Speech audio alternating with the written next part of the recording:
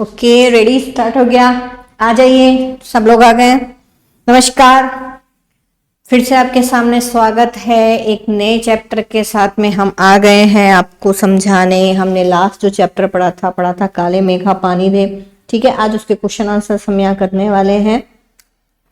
पाठ हमने पढ़ लिया है, बहुत अच्छा सा संस्मरणात्मक निबंध है, एक कहानी है अच्छी सी, जिसमें लेखक अपने विज्ञान के तर्कों और संसार में जो प्रचलित लोक मान्यताएं हैं उनके बीच में एक द्वंद्व यहाँ पर दिखाता है बहुत ही अच्छे तरीके से। साथ ही साथ वो एक ऐसे शख्स के बारे में भी बताता है जिनका उन पर बहुत प्रभाव रहा है। ठीक है, तो काफी अच्छा चैप्टर था जो हमने पढ़ा।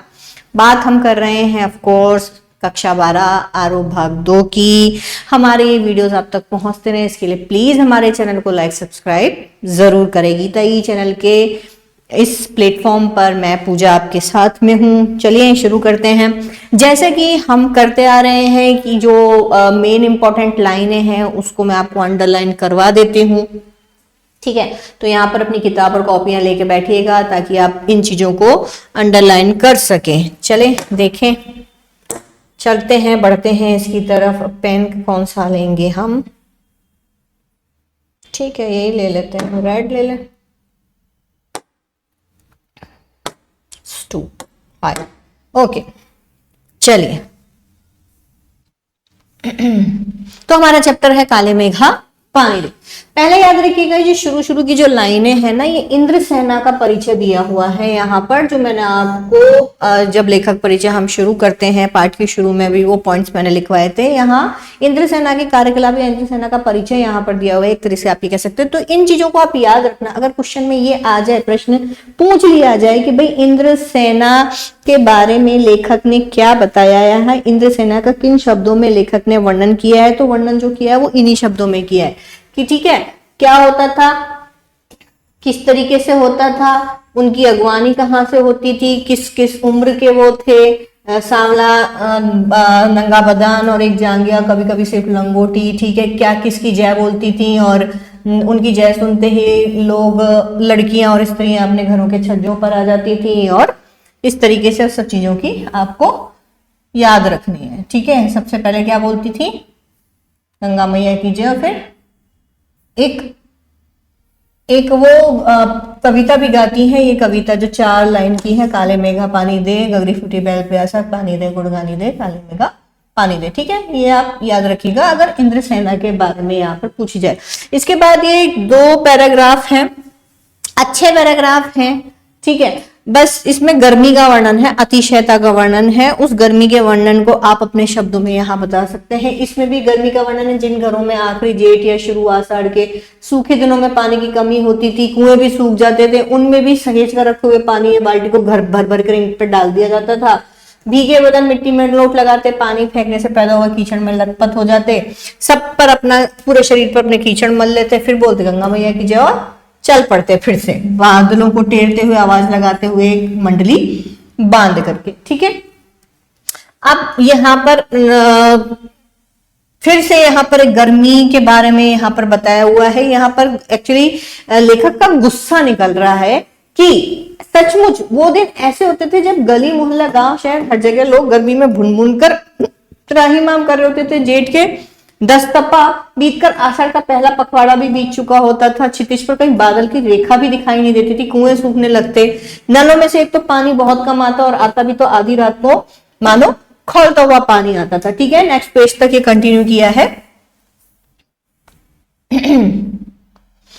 शहरों की तुलना में गांव में स्थिति और भी भयावह हो जाती थी, भयानक हो जाती थी। ठीक है, वहां तो खेतों की मिट्टी भी सूख कर पतली पपड़ी पत्थर जैसी हो जाती, जहां जुताई हो जानी चाहिए थी वहां पपड़ी पड़ जाती, जमीन फटने लगती।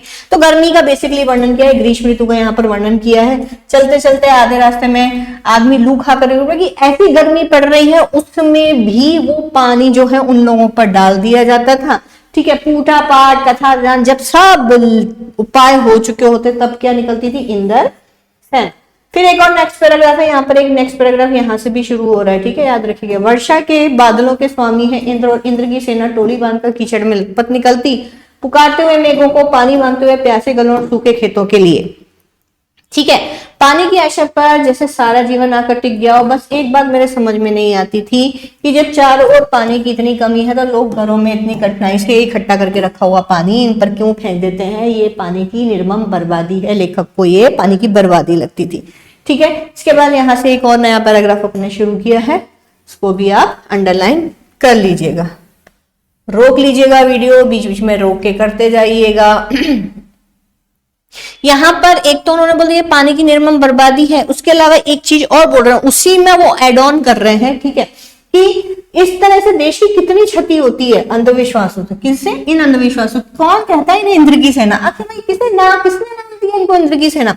अगर इंद्र महाराज से पानी दिलवा सकते तो खुद अपने लिए पानी क्यों नहीं मांग लेते भाई? अगर इनमें इतनी कैपेसिटी है, ये बरसात करवा सकते तो ये अपने लिए खुद क्यों नहीं पानी मांग लेते हैं? ठीक है, क्या मोहल्ले भर का पानी नष्ट करवाते घूमते हैं? नहीं, ऐसा पाखंड है, अंधविश्वास है। ऐसे ही अंधविश्वासों के कारण हम अंग्रेजों से पिछड़ गए और गुलाम बन गए हैं। ठीक है, तो वो इसके बोलते यही अंधविश्वास है जिनके कारण हम अंग्रेजों से पिछड़ गए और लोगों ने हम पर राज किया। हमारी आस्थाओं का, अपनी भावनाओं का, हमारी धार्मिक संस्कृति से हमें कई बार हमें धोखा दिया है, कई बार उन्होंने हमें दबा दिया इस चक्कर में।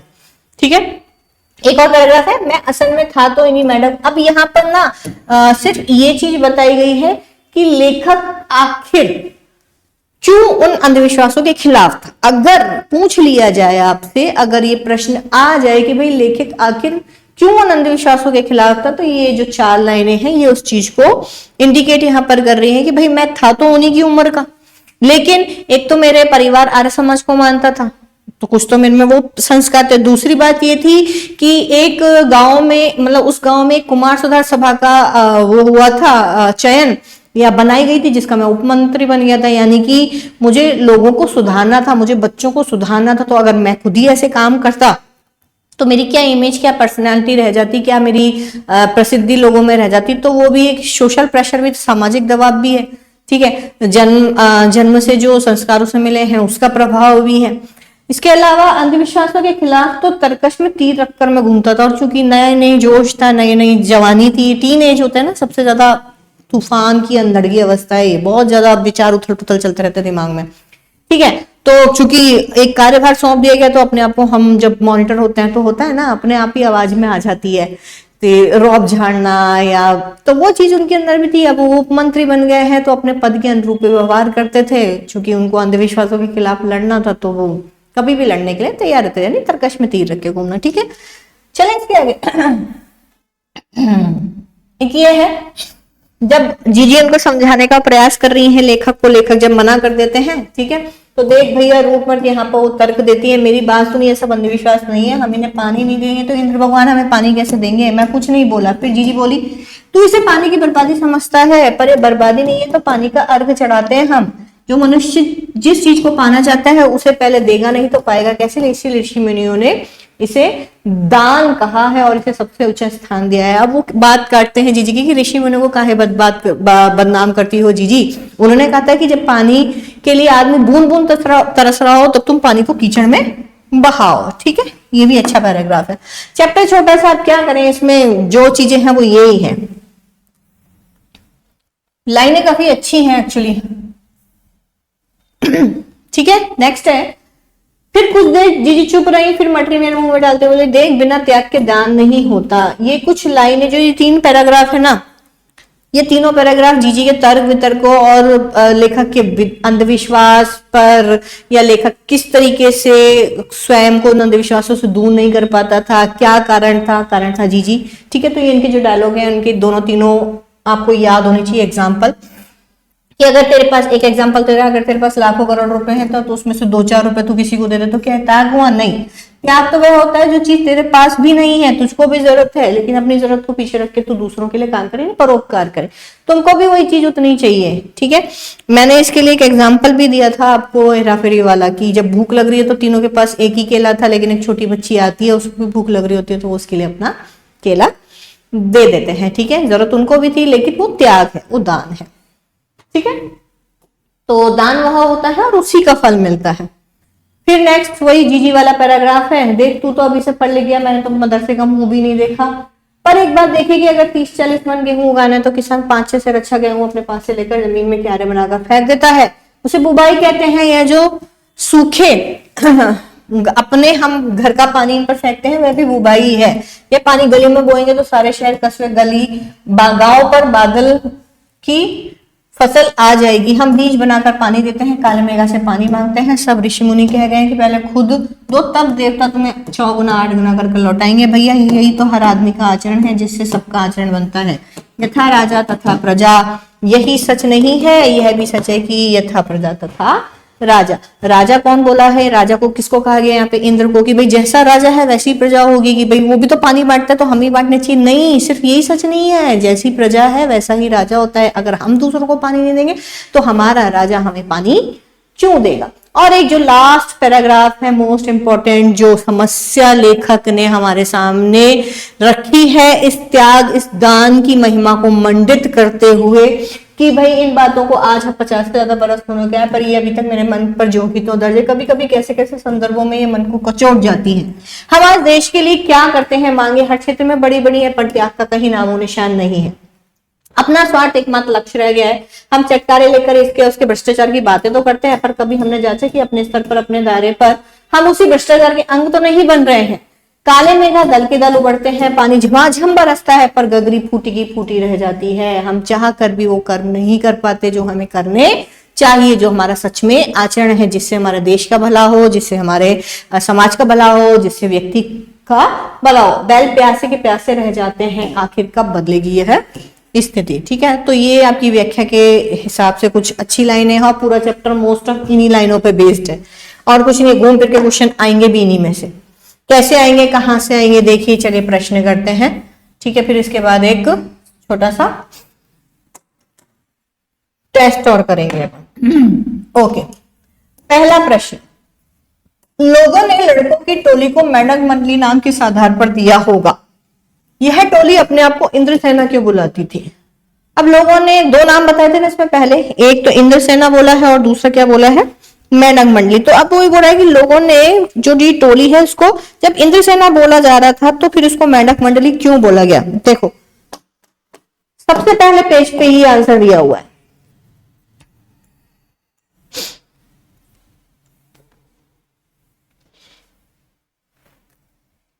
ये रहा, ठीक है।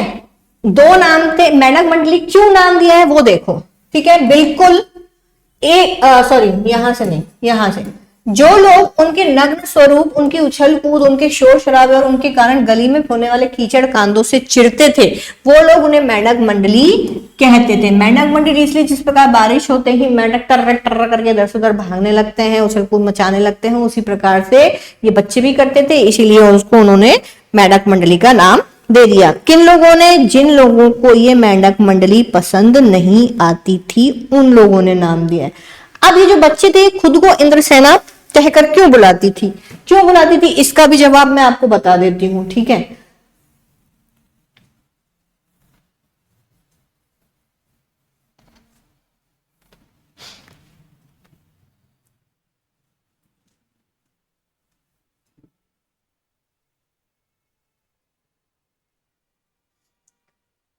तो देखो अब यहाँ पर क्या है कि ये जो इंद्र भगवान है वो क्या है? वर्षा के स्वामी है, सबको मालूम है। इंद्रसेना क्यों बुलाती थी? क्योंकि इंद्र वर्षा के स्वामी है। अब चूंकि गर्मी भयंकर पड़ रही है, यहां से इसका वो आएगा रिलेटेड, आप इनको यहाँ पर कर सकते हो, ठीक है।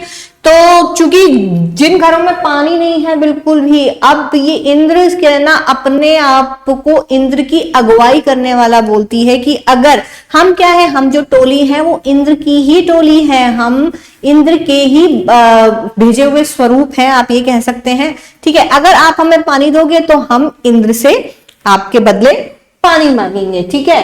तो इसलिए ये सब, ये देखो वो बादलों के स्वामी यहाँ पर रहा है, वर्षा के बादलों के स्वामी है इंद्र, और इंद्र की सेना टोली बांधकर कीचड़ में लथपथ निकलती, मेघों को पुकारते हुए, पानी मांगते हुए प्यासे गलों और सूखे खेतों के लिए, पानी की आशा पर जैसे सारा जीवन टिक गया हो। ये लाइन यानी कि जो इंद्र वर्षा के स्वामी हैं उनके प्रतिनिधि के रूप में ये जो बच्चे थे वो स्वयं निकलते थे और इन पर पानी डालना मानो इंद्र भगवान को ही पानी देने जैसा था, या इंद्र भगवान को ही अर्घ चढ़ाने जैसा था। और ये सबकी खुशहाली के लिए पानी मांगते थे, इसलिए इन्होंने अपने आप को इंद्रसेना भी कहा है। ठीक है,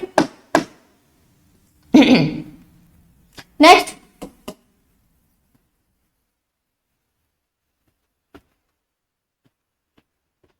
अब नहीं, लोक विश्वास था ना भाई, मान्यताओं के बीच में और वैज्ञानिक तर्कों के बीच में यहाँ पर झड़प हो रही है ना, तो यहाँ पर जो लोक विश्वास है कि भाई ये जो टोली आ रही है ये इंद्र के प्रतिनिधि के रूप में आ रही है, आप जब इस टोली को आप पानी दे रहे हो तो ये आपके संदेश, अब नंदी के कान में हम अपनी विश कहते हैं, क्यों कहते हैं, कहते हैं ना कि शिव जी की पूजा करने से पहले आप नंदी के कान में अगर अपनी इच्छा बोलते हो तो वो शिव जी तक पहुंचते हो, क्योंकि वो उनके गण हैं, वो उनके दास हैं, वो उनके सेवक हैं।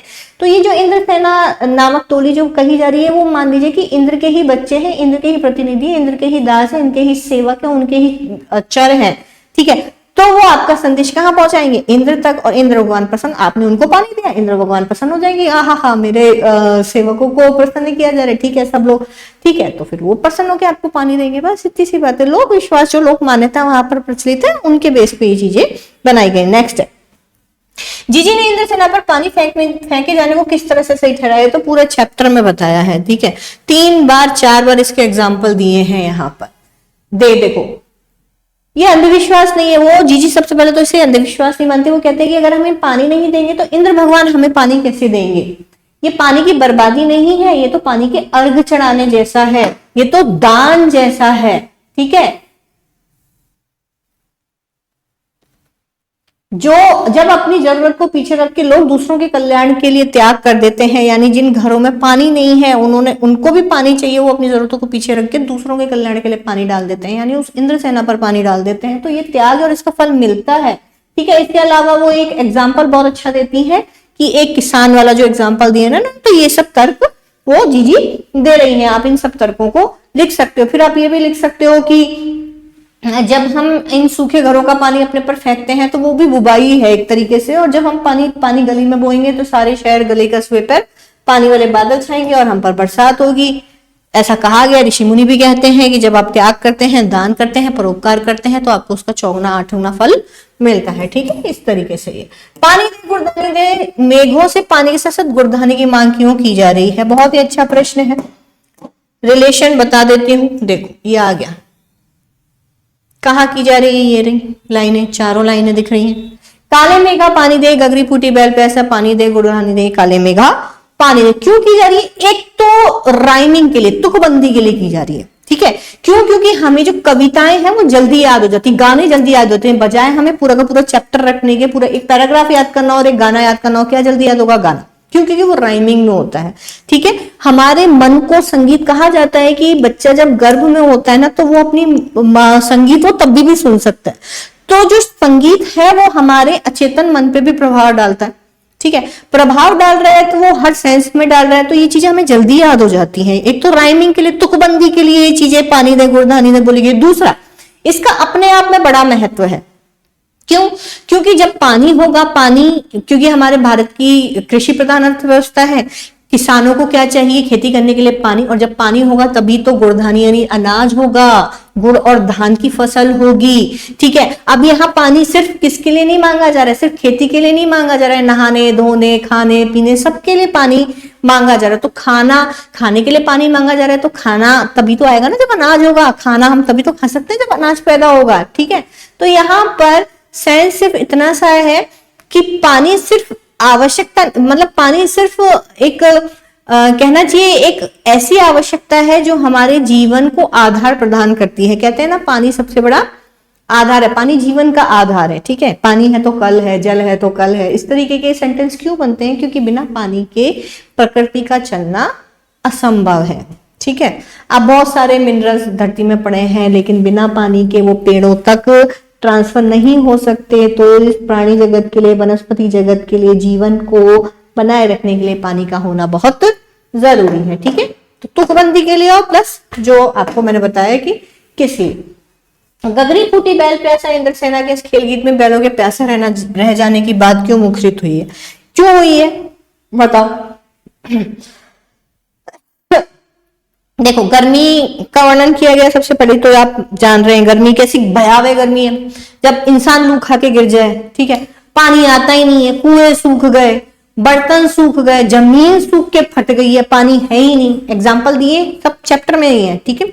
इतनी भयंकर गर्मी पड़ रही है, इतना सब कुछ हो रहा है, यानी कि बर्तन भी सूख रहे हैं। बर्तन सूख रहे हैं तो बर्तन भी क्या हो गए, सूख कर चटक गए। मिट्टी के बर्तन होते थे ना पहले, तो सूख कर चटक गए क्योंकि पानी है ही नहीं उनमें, उनमें दरारें पड़ गई, उनमें भी दरारें पड़ गई है, बर्तन भी टूट गए हैं और खेती भी सूखी जा रही है, खेती भी सूखी जा रही है। जब इंसान के या प्राणी जगत के पीने के लिए पानी नहीं है, अगर पानी होगा तो क्या करेगा इंसान, पहले अपनी जान बचाएगा बजाय मवेशियों के या जानवरों के, ठीक है।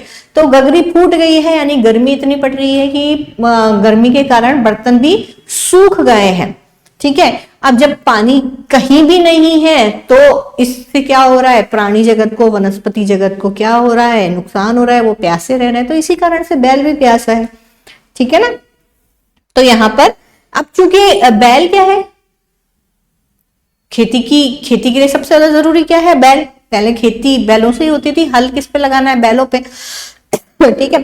तो कृषि की जो रीढ़ होती है वो बैल होते हैं। इस कारण से भी यहाँ पर एक वो मरी है कि प्यास के कारण वो भी मरे जा रहे हैं। अगर बैल ही मर जाएंगे तो खेती भी असंभव हो जाएगी, व्यक्ति का जिंदा रहना मुश्किल हो जाएगा यहाँ पर, ठीक है। प्यासा रहने की बात इसलिए मुखरित हुई है यहाँ पर, क्यों, क्योंकि वो इंपॉर्टेंट है, खेती के लिए इंपॉर्टेंट है बैल, ठीक है। इंद्र सेना सबसे पहले गंगा मैया की जय क्यों बोलती है। नदियों का भारतीय सामाजिक सांस्कृतिक परिवेश में क्या महत्व, बहुत महत्व है, हम सभी जानते हैं। नदियों को हमारे यहाँ देवी तुल्य माना गया है, माता कहकर हम उनकी पूजा करते हैं, उन्हें उसी प्रकार से हम भेंट चढ़ाते हैं, उनकी आरती हमारे यहाँ की जाती है देवी देवताओं की तरह से, ठीक है। सांस्कृतिक महत्व तो ये। अब सबसे पहले वो इन गंगा मैया की जय क्यों बोलते हैं, क्योंकि गंगा को हमारे यहाँ पर देव नदी माना गया है, प्रथम नदी, प्रथम पूज्य नदी माना जाता है, सबसे बड़ी नदी है, सबसे पवित्र नदी से माना जाता है। गंगा जल को देवताओं के अभिषेक वगैरह सबके लिए हम यूज करते हैं। और कहा भी गया है और देखा भी गया है कि जहां पर नदियां होती हैं उसके मैदानी भाग में बड़ी बड़ी सभ्यताएं फली फूली हैं। सिंधु घाटी सभ्यता हम सब जानते हैं, ठीक है।